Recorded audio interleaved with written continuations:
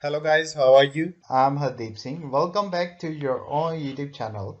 IELTS updates and recent exams. For more updates related to recent IELTS exam writing test topics, listening, reading, practice test, and speaking, you got guesswork. Please, guys, participate in everyday listening and reading practice test to achieve your desired band score in your actual IELTS exam. Please hit the like and subscribe button. Press the bell icon for the upcoming notifications. Don't forget like, subscribe and share my YouTube channel and my Facebook page, IELTS updates and recent exams. Now turn to part 1. You will hear a phone conversation between an estate agent and a woman wishing to rent accommodation. First, you have some time to look at questions 1 to 6.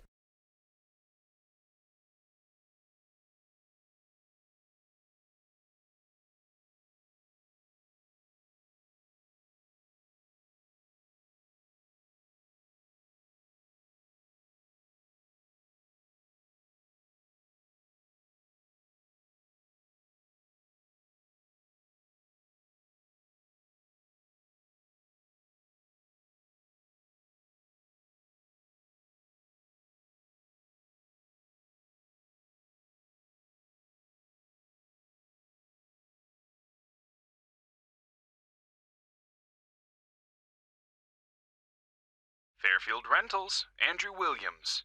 How can I help you? Oh, hello. I'm calling from the UK. My family are moving to Canada early next year, and we're hoping to find somewhere to rent in Fairfield for the first 6 months while we settle in. Right, I see. Well, let's get your details. Yes, my name's Jane Ryder. Okay, Jane. And can I have a phone number? The best number to get you on. Well, that'd probably be our home number. So, 0044 for the UK, and then it's 208 613 2978. All right. And an email address, please, so we can send you out all the information and forms. I think it's best if I give you my husband's email. He's sitting in front of a computer all day, so he can print stuff off and get it back to you sooner than I could. It's richard@visiontech.co.uk. I'll just spell the company name for you. That's VISIONTECH.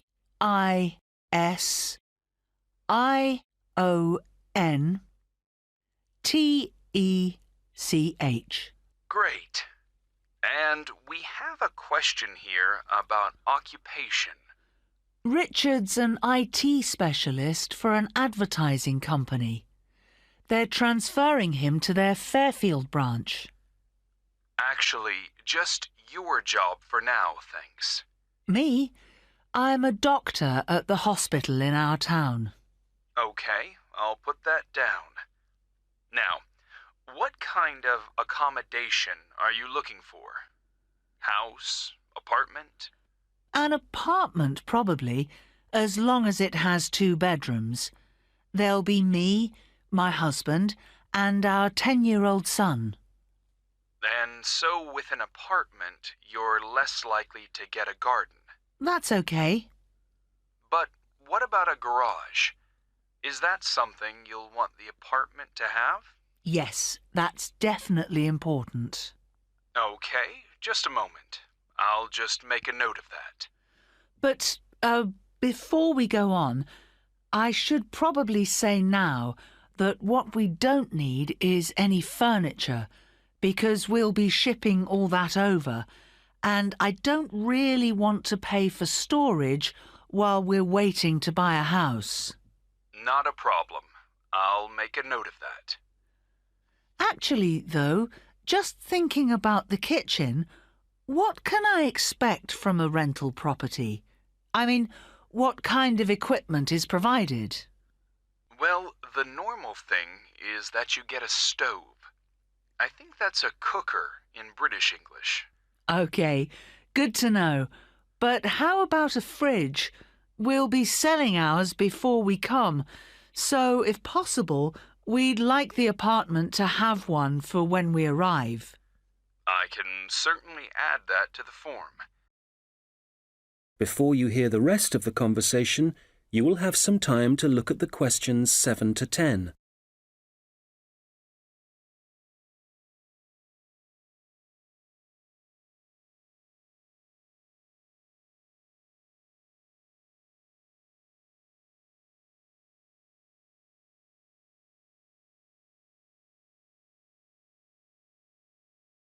Now listen and answer questions 7 to 10.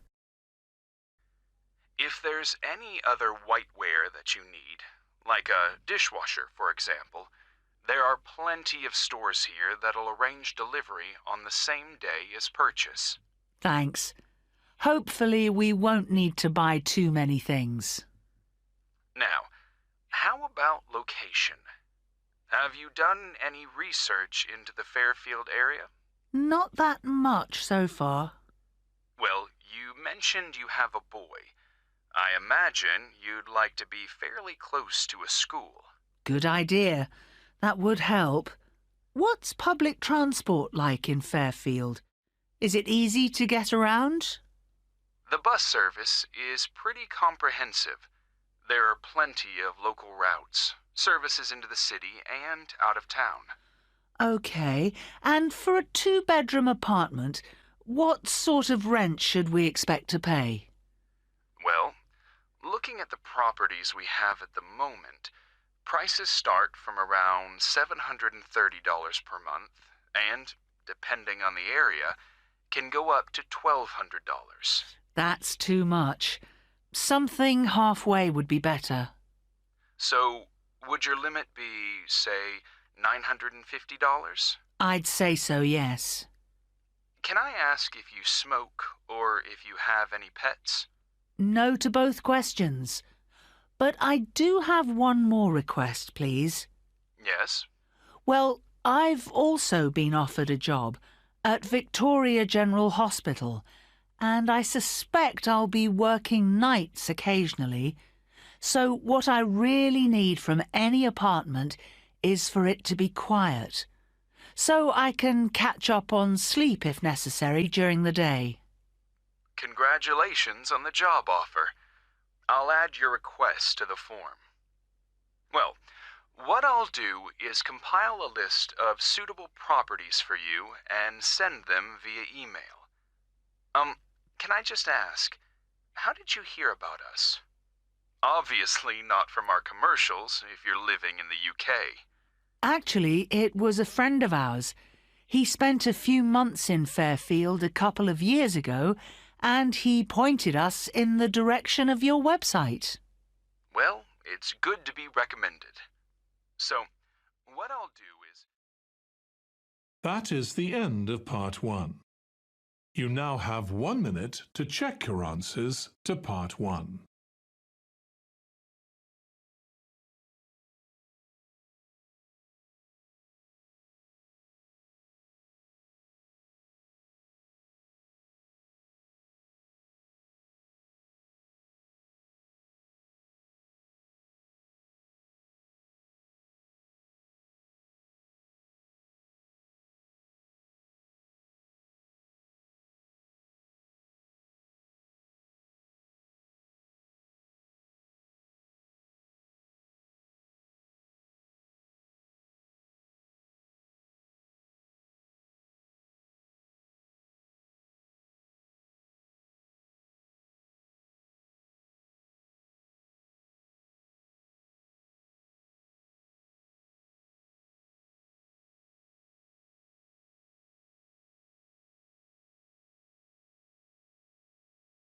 Part 2.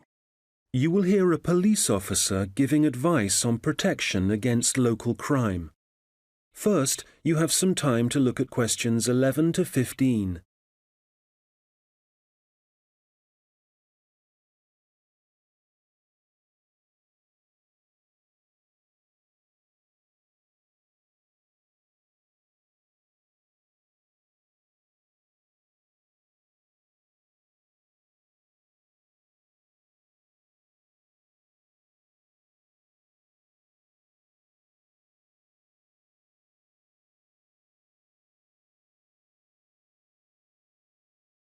Well, good afternoon.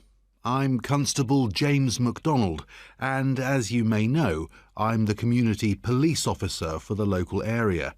That means that, as part of my job, I try to get out in the community as much as possible, talk to the people that live in this neighbourhood, people like yourselves, and make sure there's an effective level of communication between the public and the police, hence the reason for this meeting.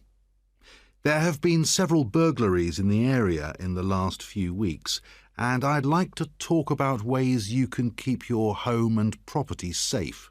So I'd suggest that a good way to start is by talking to your neighbours and exchanging contact details with them. This will allow you to get in touch immediately if there's anything suspicious happening next door. Then make sure you have a good discussion about the best course of action to take in case of emergency. Make sure everyone is clear about what to do and who to call. If you plan ahead, this will prevent uncertainty and even panic should anything happen later. Another thing that I would advise you to do is always leave your radio playing, even when you go out. And if you keep your curtains closed, burglars are less likely to try and break in because they can't be sure whether someone's home or not. Now, none of us want to be in the situation where we can't get into our own home, but do take time to think where the best and safest place is to leave your spare keys. Putting them under the doormat or anywhere near the front door is just asking for trouble. You'd be surprised how many people actually do this, and it makes life really easy for burglars. All these things will help keep your community safe and will cost you nothing. However, if you are going to spend some money, what I'd recommend more than anything else is that you invest in some well-made window locks for your house. This will give you peace of mind. Before you hear the rest of the conversation, you will have some time to look at the questions 16 to 20.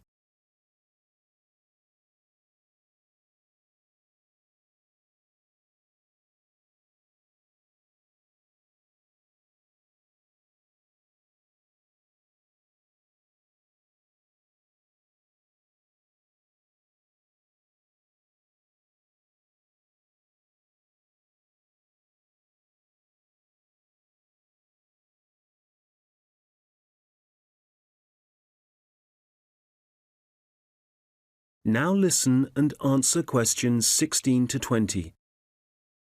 OK, moving on. Unfortunately, there's been an increase in the number of minor crimes and antisocial behaviour in the general area, and I want to talk about some specific prevention measures that are being proposed. First of all, the skate park.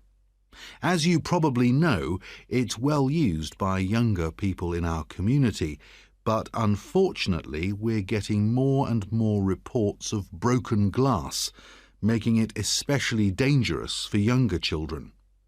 One possible solution here is to get rid of some of the trees and bushes around the park, making it more visible to passers-by and vehicles. If the vandals know they're being watched, this might act as a deterrent. As you will have heard, a couple of local primary schools have also been vandalised recently, despite the presence of security guards. The schools don't have the funds for video surveillance, so we need people in the neighbourhood to call their nearest police station and report any suspicious activity immediately. Please don't hesitate to do this.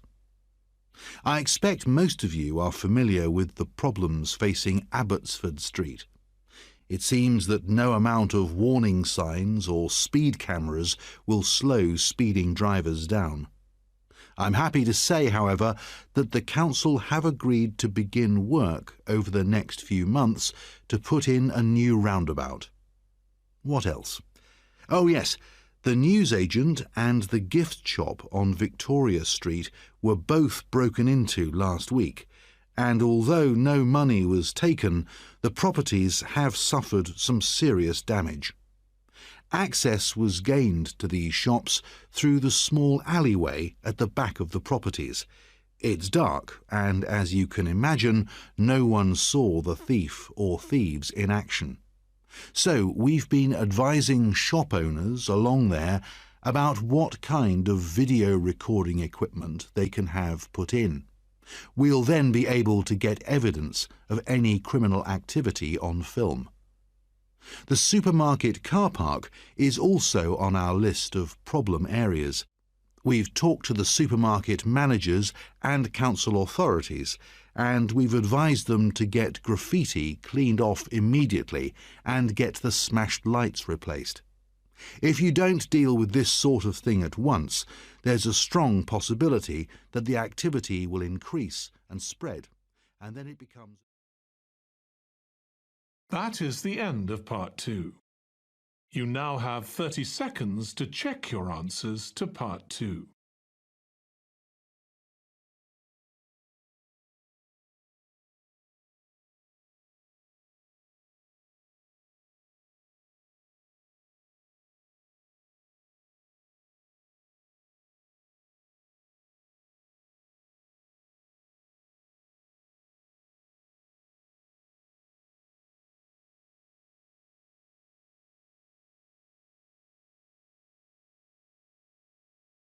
Part 3.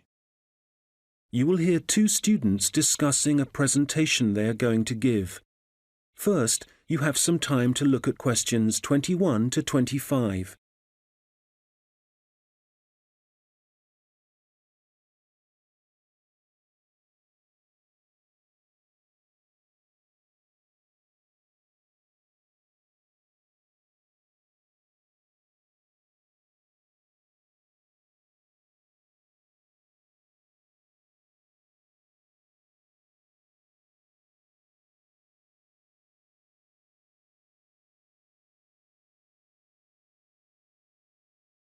Hi, Robert.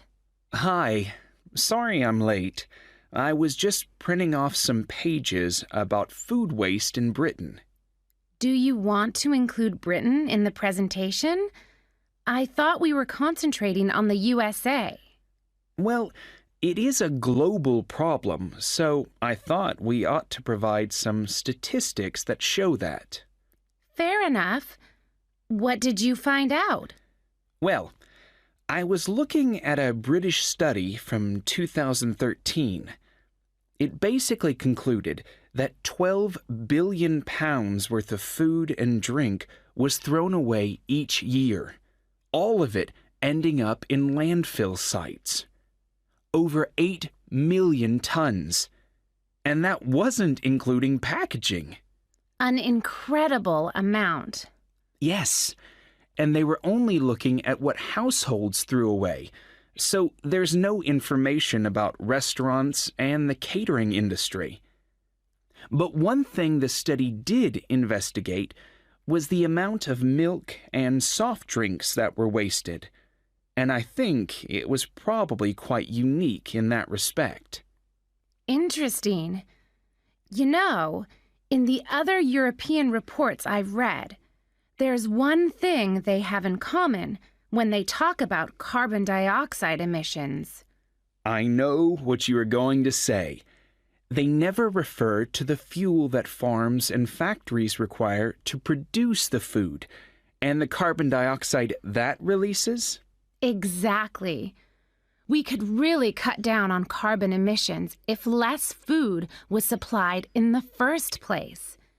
To my mind, the reports talk too much about the carbon dioxide produced by the trucks that deliver the fresh goods to the shops and take the waste away. They forget about one of the key causes of carbon dioxide. Absolutely. If the reports are actually going to be useful to people, they need to be more comprehensive. Who do you mean by people? Well, the government, industries, people making television programs. Have you seen any documentaries about food waste? Not that I remember. My point exactly. These days, they all seem to be focusing on where your meat, fruit, and vegetables are sourced from. We're being encouraged to buy locally, not from overseas. That's probably a good thing, but I'd still like to see something about waste. Yes, it's the same with magazine articles.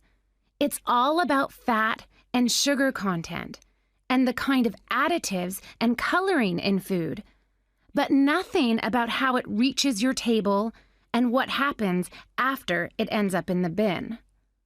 Well, we've only got 15 minutes for this presentation, so I think we'll have to limit what we say about the consequences of food waste. What do we want to concentrate on? Well, I know some of the other presentations are looking at food and farming methods and what they do to the environment. So I think we'll avoid that. And the fact that in some countries, people can't afford the food grown on their own farms. That was covered last term. Okay, we don't want to repeat stuff. What concerns me above all else is that in a recession, governments should be encouraging business to find ways to cut costs. Apparently, supermarkets in the USA lose about 11% of their fruit to waste. That's throwing money away. All right, we'll focus on that problem. It should get the others' attention anyway. Now, how do you want to begin the presentation?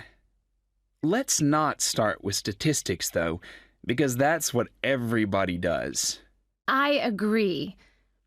How about we give the other students a set of questions to answer about what they suspect they waste every day? I'm fine with that. Probably a better option than showing pictures of landfill sites. It'll be more personalized that way. All right. Now let's start.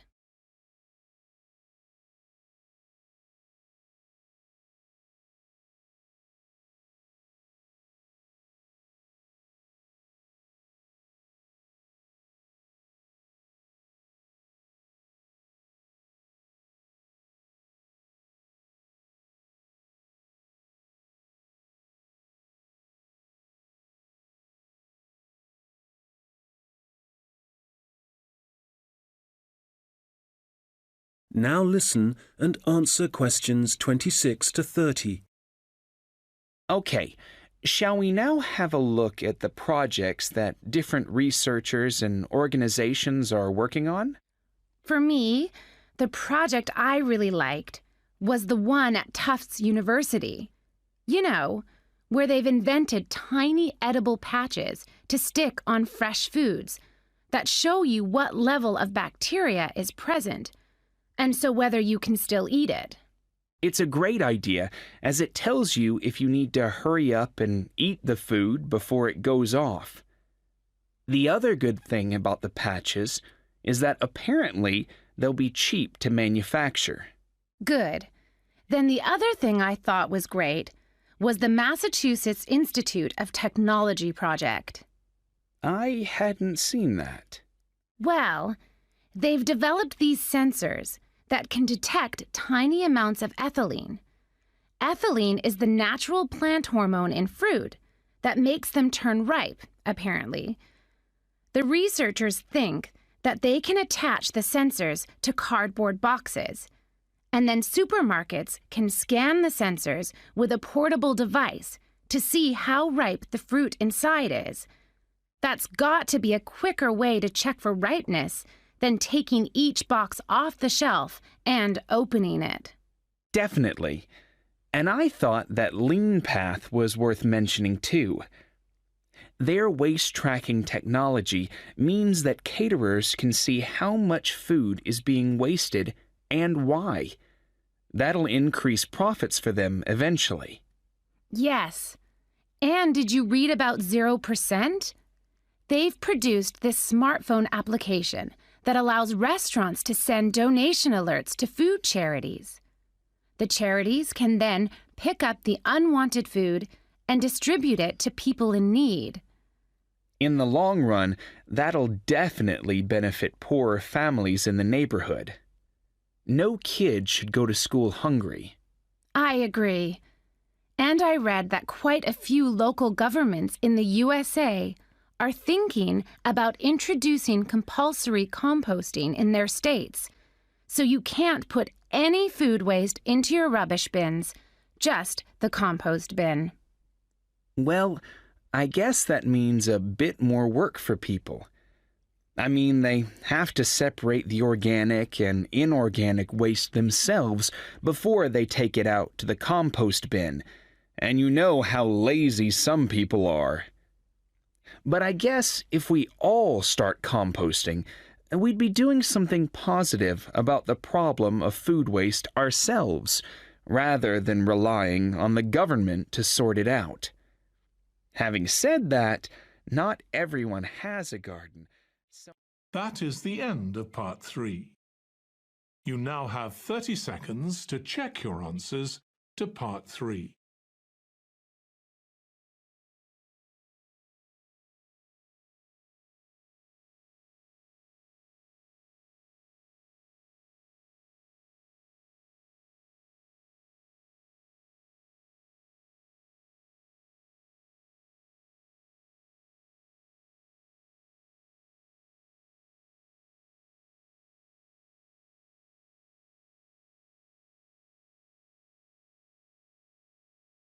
Part 4. You will hear a lecture about Maori kite making. First, you have some time to look at questions 31 to 40.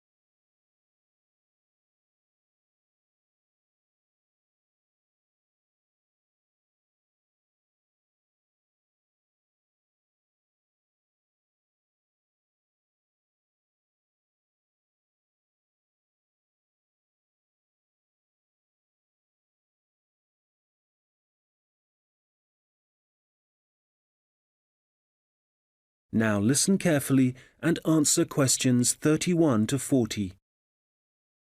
Well, good morning, everyone.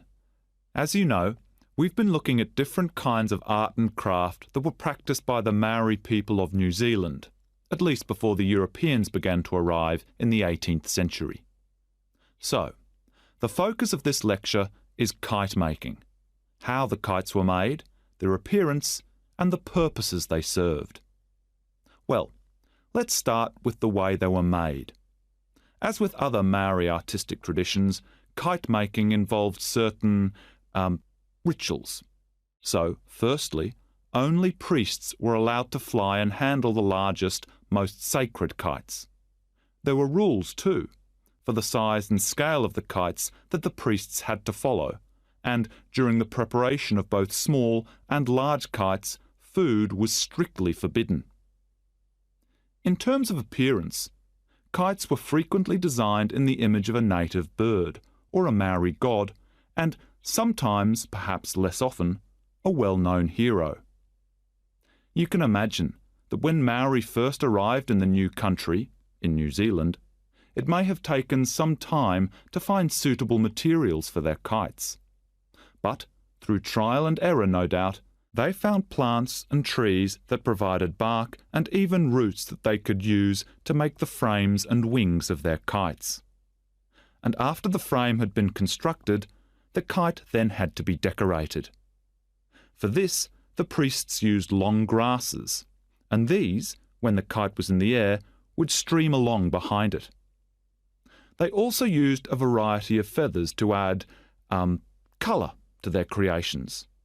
Well, all this meant it was easy to see a kite in the sky, but you could also hear Maori kites.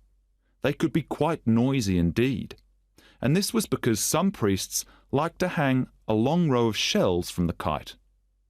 You can imagine how they'd rattle and clatter in the wind, how they might completely capture your attention.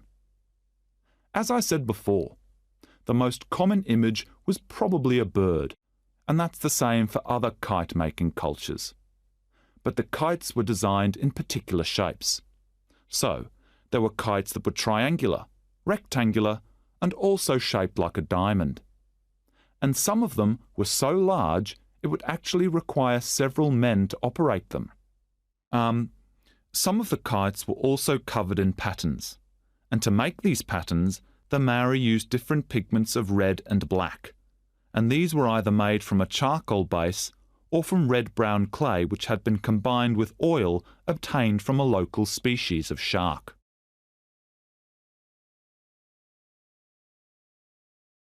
Now, before I forget, if you have a chance, do visit the Auckland Museum, because they have the last surviving Birdman kite on display. This is the kind of kite that has a wooden mask at the top of the frame. It's a mask of a human head, and you can clearly see it has a tattoo and also a set of teeth. Quite impressive, and a good example of Maori craftsmanship and symbolism. Right, turning to the purpose and function of the kites. They certainly had multiple uses. Primarily, the flying of kites was a way of communicating with the gods, and when the kites rose into the air, the Maori used them to deliver messages, perhaps requesting a good harvest, good fortune in war, a successful hunting expedition. So these kites were incredibly valuable to a community, treasured objects that one generation would pass to the next. People would also fly kites for other reasons. For example, to attract the attention of a neighbouring village. This was done when a meeting was required between Maori elders, a convenient method indeed. And finally, when it comes to war, there are traditional stories that describe how when a Maori warrior found himself surrounded by his enemies, a kite could actually provide the possibility of escape. The kites were powerful enough to take a man up into the air, and for this reason, they could also be used to lower him into enemy fortifications so that an attack could begin from the inside. Well, I'm happy to say there seems to be a revival and growing interest in kite making, and That is the end of part 4. You would now have 10 minutes to transfer your answers to the answer sheet. So guys, don't forget like, subscribe and share my YouTube channel and my Facebook page. IELTS updates and recent exams. For more updates related to recent IELTS exam writing as topics, listening, reading, practice test and speaking, you got guesswork. Please guys, participate in everyday new IELTS listening and reading practice tests to achieve your desired band score in your actual IELTS exam. For more IELTS material, visit my official website www.ieltsupdatesandrecentexams.com. The link is given below in the description. If you need PDF files of latest IELTS material, then please join my Telegram channel. So guys, please write your score below the comment section. Again, thanks for listening. God bless you all guys. Stay tuned, stay safe.